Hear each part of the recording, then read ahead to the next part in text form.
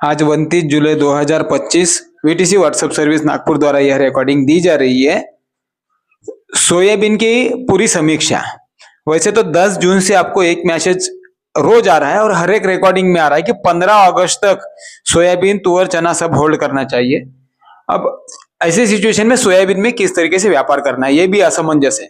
तो 15 अगस्त तक, जैसे कि 5-6 अगस्त के बाद इसकी समीक्षा करना चाहिए आपको कि क्या भाव में बेचना है। और इस साल हमारे हिसाब से पूरे गोडाउन खाली कर दीजिए, बेटर रहेगा। यह मत सोचे कि बाजार बढ़ने के बाद क्या हो जाएगा।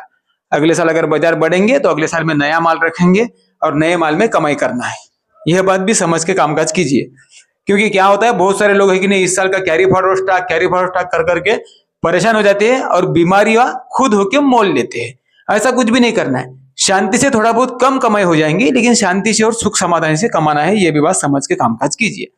अब सोयाबीन अगर देखेंगे तो आज और कल सवेरे 12 बजे या 2-3 बजे तक वापस से 50 रुपए की मंदी के आसपास व्यापार हो सकते हैं। फिर दोपहर के बाद या इवनिंग में कल इवनिंग के बाद वापस से वही 50 रुपए तेजी के साथ व्यापार हो सकते हैं और 2 दिन के बाद वापस से 100 रुपए की तेजी आ सकती है। ये हो गई शॉर्ट टर्म की खबर। अब लॉन्ग टर्म की ऐसी लिहाज से बात करेंगे तो फिलहाल जो है तो 15 अगस्त यह तारीख डाल दीजिए। 5, 6, 7, 8, 9, 10 के बाद है कि नहीं, एक 2 गाड़ी जैसे बेचना है वही हिसाब से बेचते रहिए। तो वही हिसाब से सोयाबीन में कामकाज करना है। सोयाबीन क्यों बढ़ा है, यह कोई मतलब महाराष्ट्र में जो फसल खराब है ऐसी कोई भी न्यूज नहीं है। सब तरफ अच्छा है, बारिश पानी अच्छे है, सब तरफ अच्छा है। जो एक न्यूज आई थी वो न्यूज आपको दी गई है 20-25 दिन पहले ही कि अमेरिका और भारत में जो ट्रेड डील होने वाली थी वो कैंसिल हो चुकी है। कैंसिल नहीं हुई है, वो जो डील है वो 25-26 के लिए होने वाली थी। मतलब जो भी माल आएगा वहां से अमेरिका से वो 25-26 वाला आएगा। मतलब मार्च में जो नया सोयाबीन निकलेगा उसकी डील होने वाली थी। तो ऐसा कुछ समझो हुआ नहीं है। तो इस साल का कुछ माल आने वाला नहीं है। तो ये सबसे मेन हो गया।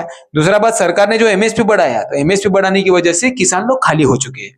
अभी सिर्फ व्यापारी, ट्रेडर, स्टॉकिस्ट और मिलर के पास ही माल बचा है। तो यह लोग अपनी है कि नहीं मनमानी के हिसाब से ही बेचेंगे, इनको कोई गड़बड़ नहीं है।